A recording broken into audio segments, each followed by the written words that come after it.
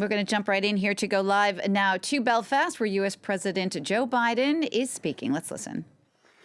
Chancellor Davidson, Vice Chancellor Bartholomew, thank you for hosting us today on this beautiful campus of Ulster University. I came here in '91 in this neighborhood, and you couldn't have a glass building like this here in this neighborhood. I don't think it would have stood up very well. But things are changing. Lord Mayor Black and Secretary of State of Northern Ireland, Heaton Harris, thank you for the welcome to Belfast. And Mr. Speaker and leaders of Northern Ireland's leading 5 political parties, I was honored to welcome you to the White House a few weeks ago, and it's wonderful to see all of you again today. And Ambassador Hartley, thank you for your outstanding work leading our mission to the UK. Ambassador Hartley is an old friend and the former ambassador from Great Britain to the United States. The home of that ambassador and the embassy is along the fence line of the Vice President's residence, which I lived in for 8 years. And the Vice President and I became friends with the ambassador. And his last trip back home before he came back to Washington to serve out the final few months of his term, he told me he was going to bring something back for me. And so I didn't know what he had in mind, but when he came back, we had him over the house. We spent some time together, he and his wife and I and my wife. And he brought back a book with a photograph on the front of the book. It had been just reprinted, the book, of a somewhat stout British captain in his quarters with a big bulldog sitting next to him. And his name was Captain George Biden, because he used to always kid me saying, you know, Biden's English. You talk about the Irish, Biden's English. And he told me that he went back and he had the Lord Admiralty, this guy's true story, check, and my great 1840, I think it's 1842, could have been 1828, I can't remember, it's one of those 2 dates, had written the rules of mutiny for the British Navy. And I said, well, at least that part's consistent, Reverend, mutiny. But anyway, he used to always kid me when I'd say, talk about, he'd say, yeah, you talk about the Irish. He said, you're English, I should remember that. Then I found out, my sister and I found out the name Robinette, my middle name is Robinette. I thought that all those years it was French. It must have been Huguenots because they came to Great Britain in the 1700s somewhere along the way, and they're all from Nottingham. So I don't know what the hell's going on here. You come back, it's confusing. And anyway, Consul General Naran and Envoy, Special Envoy Joe Kennedy, thank you for your efforts to continue deepening and strengthening the ties between Northern Ireland and the United States.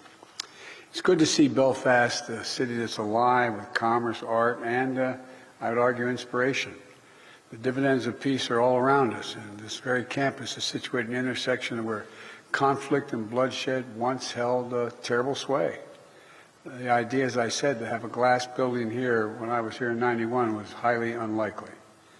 Where barbed wire once sliced up the city, today we find a cathedral of learning built of glass and let the shine light out in and out.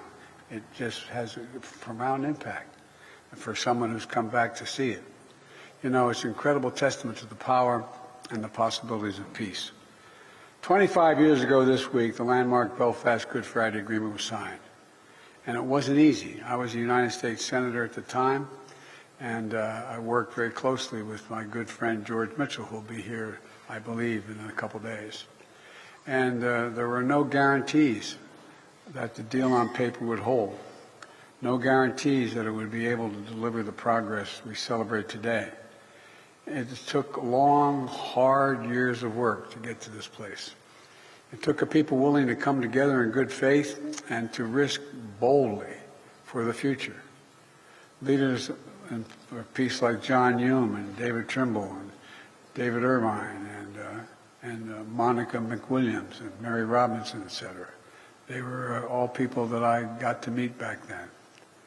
And it took people all across Northern Ireland who made the choice to work for a brighter and a shared future. At the time, it seemed so distant, some of it. It seemed so distant. First at the ballot box, and every day since, the acts of seeing each other through the lens of a common humanity, which again, when I first came here as a young senator, didn't seem like it was realistic. It took pioneering women across all communities and parties that said enough, enough, and demanded change, as well as a seat at the negotiating table, including through the Northern Ireland Women's Coalition. And it took a determined effort of my good friend, someone who embodies the country's commitment to all the people in this region, Senator George Mitchell. And, you know, his time serving as special envoy for Northern Ireland is one of the great examples in history of the right person for the right job at the right time, in my view. I think sometimes, especially when the distance of history, we forget how hard-earned, how astounding that peace was at the moment. It shifted the political gravity in our world. Literally, it shifted the political gravity. In 1998, it was the longest-running conflict in Europe since the end of World War II. Thousands of families had been affected by the Troubles. Losses are real. The pain was personal. I need not tell many people in this audience. Every person killed in the Troubles left an empty chair at that dining room table and a hole in the heart that was never filled for the ones they lost. Peace was not inevitable. We can't ever forget that. There was nothing inevitable about it. As George Mitchell often said, the negotiations had, quote, 700 days of failure and 1 day of success. 700 days of failure and 1 day of success. But they kept going because George and all the many others never stopped believing that success was possible. And I want all of you to know, especially the young people in the audience today, and don't jump, okay? Oh, I didn't see that all the way up there. As my father would say, please excuse my back, I apologize. But all kidding aside, the American people are with you. Every step of the way, it's real. Those of you who've been to America know that there is a large population that is invested in what happens here, that cares a great deal about what happens here. Supporting the people of Northern Ireland, protecting the peace, preserving the Belfast Good Friday Agreement is a priority for Democrats and Republicans alike in the United States, and that is unusual today because we've been very divided on our parties. This is something that brings Washington together. It brings America together. I spoke about this with Northern Ireland's political leaders as well as the Taoiseach on our St. Patrick's Day celebration at the White House. It's been a key focus for me throughout my career. I remember working as a senator to see how the United States could support and encourage, bit by bit, any moves toward peace. I got elected in 1972 as a 29-year-old kid to the United States Senate. And it was just the start of it. I mean, it seemed like it was a goal that was so far away. I remember coming here, as I said, in 91, seeing the city divided and barricaded. Then in 94, when the ceasefire was declared, it was like a sea change. The tide of violence began to recede, hope rolling in. In 1998, overwhelming joy. It's hard to communicate just how deeply invested in your success, the people across the United States are. And those of you who've been there know it. You know it. I'm not making this up. This is real. It's almost people can taste it. The family ties, the pride, and those Ulster Scots immigrants, those Ulster Scots immigrants who helped found and build my country. They run very deep, very deep. Men born in Ulster were among those who signed the Declaration of Independence of the United States, pledging their lives, their fortunes, and their sacred honor for freedom's cause. The man who printed the revolutionary document was John Dunlap. He hailed from County Tyrone. And countless others established new lives of opportunity across the Atlantic. planting farms, founding communities, starting businesses, never forgetting their connection to this island. As a matter of fact, as you walk into my office in the Oval Office in the United States Capitol, guess what? You know who founded and designed and built the White House? An Irishman. No, not a joke. Not a joke. Passing it down generation after generation. Your history is our history. But even more important, your future is America's future. Today's Belfast is the beating heart of Northern Ireland and is poised to drive unprecedented economic opportunity and investment from communities across the UK, across Ireland, and across the United States. The simple truth is that peace and economic opportunity go together. Peace and economic opportunity go together. In 25 years since the Good Friday Agreement, Northern Ireland's gross domestic product has literally doubled. Doubled. And I predict to you, if things continue to move in the right direction, it will more than triple. There are scores of major American corporations wanting to come here, wanting to invest. Many have already made homes in Northern Ireland, employing over 30,000 people. And in just the past decade, American business has generated almost $2 billion in investment in the region. $2 billion. Today, Northern Ireland is a churn of creativity, art, poetry, theater. Some of our favorite television shows and movies are filmed here, as you know. And I understand the star of the recent Oscar-winning film and someone of Belfast barista, James Martin, is here today. James, where are you?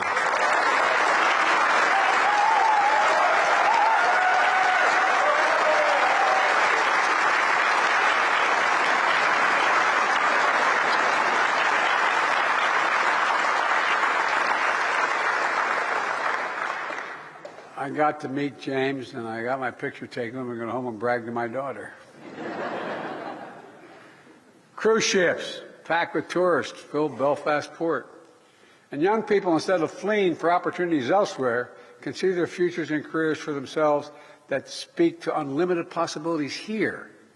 How many of you have heard over the years, those of you closer to my age, Mom, Dad, there's nothing here for me. I'm going to move. I'm going to leave. I got to go.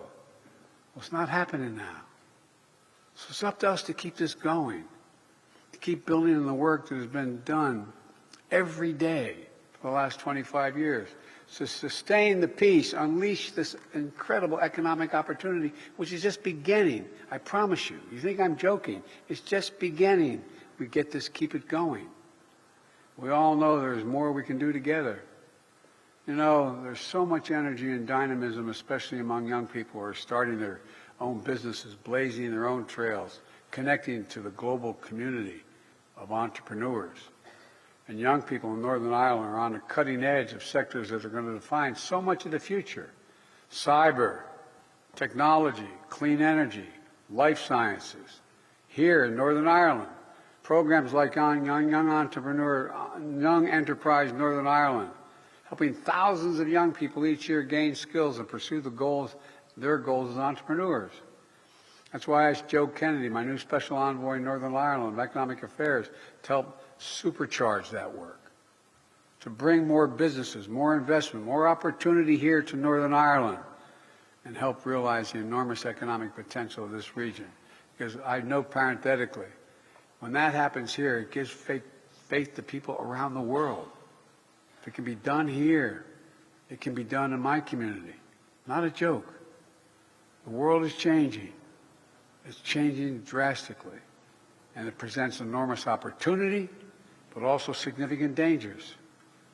To that end, later this year, Joe's going to be leading a trade delegation of American companies to Northern Ireland.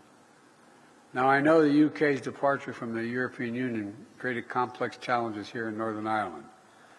And I encourage the leaders of the UK and the EU to address the issues in a way that serve Northern Ireland's best interests.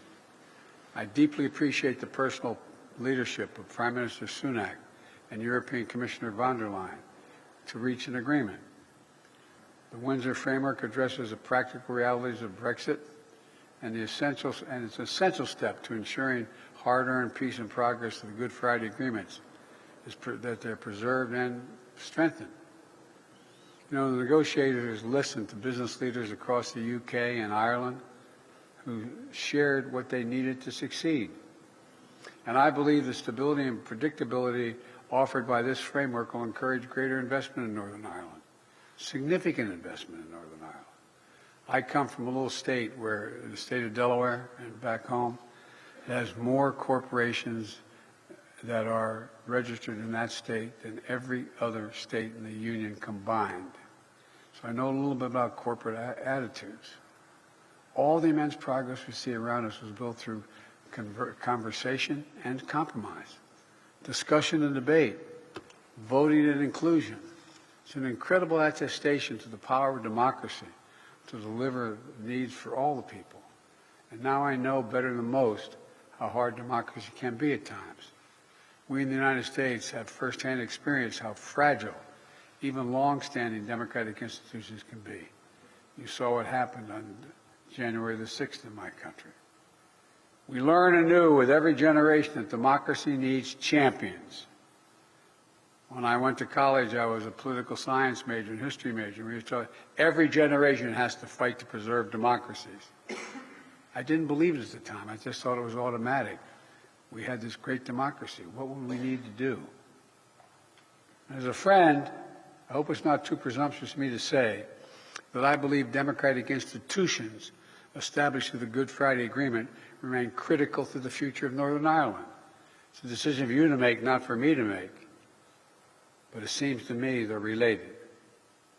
An effective, devolved government that reflects the people of Northern Ireland and is accountable to them. A government that works to find ways through hard problems together is going to draw even greater opportunity in this region. So I hope the Assembly and the Executive will soon be restored. That's a judgment for you to make, not me, but I hope it happens. Along with the institutions that facilitate North-South and East-West relations, all of which are vital pieces of the Good Friday Agreement. For in politics, no matter what divides us, if we look hard enough, there are always areas that are going to bring us together if we look hard enough. Standing for peace, rejecting political violence must be one of those things. So I want to once more recognize the way the leaders of Northern Ireland's major political parties come together in the wake of attempted murder of Detective Chief Inspector Caldwell to show that the enemies of peace will not prevail. Northern Ireland will not go back, pray God. The attack was a hard reminder that there will always be those who seek to destroy rather than rebuild. But the lesson of the Good Friday Agreement is this: in times when things seem fragile or easily broken, that is when hope and hard work are needed the most. That's when we must make our theme repair, repair. And in Holy Easter season, this season, when all Christians celebrate renewal and life, the Good Friday Agreement showed us that there is hope for repair, even in the most awful breakages. You know, it helped people all around the world to hope for renewal and progress in their own lives. And most of all, allowed an entire generation of young people in Northern Ireland and across the UK and the Republic of Ireland to grow up in a society mended by connection, made stronger by independence, interdependence, and respect. Young people like Gabrielle, who we just heard from earlier. Her success and her opportunities have been underwritten by the Good Friday Agreement. Young people like Jordan Graham, born less than 3 weeks after the agreement was signed in 1998. His whole life is unfolded under the wing of peace, which means not quite 25 years of age, he's been able to build an expertise in branding and marketing that he's used to help grow local businesses, support startups, consult for charities. Young people like Amy Clint, born in 2000, whose parents like to tell a story about how she came home from her first day of secondary school and asked, What's the difference between a Protestant and a Catholic? What's the difference between a Protestant and a Catholic? She didn't grow up thinking in sectarian divides. She grew up thinking about how she should support her beloved brother and other children with autism. Today, Amy's social enterprise has donated more than 5,000 copies of her book to schools across Northern Ireland to help children better understand autism and to learn to treat others with kindness and respect. That's the real power of the Good Friday Agreement. Compassion. Compassion. It changed how this entire region sees itself. In the words of Morrissey, Belfast's first poet laureate, what's left is dark and quiet, but bookended by light, as when Dorothy opens the dull cabin door, and what happens outside is Technicolor. What happens outside is Technicolor. This place is transformed by peace, made Technicolor by peace, made whole by peace. So today, I come to Belfast to pledge to all the people of Northern Ireland, the United States of America will continue to be your partner in building the future the young people of our world deserve. It matters to us, to Americans, and to me personally. It genuinely matters if you've traveled my country. So let's celebrate 25 extraordinary years by recommitting to renewal, repair, by making this exceptional peace the birthright of every child in Northern Ireland for all the days to come. That's what we should be doing. God willing, you'll be able to do it. Thank you all for listening, and may God bring you the peace we need. Thank you.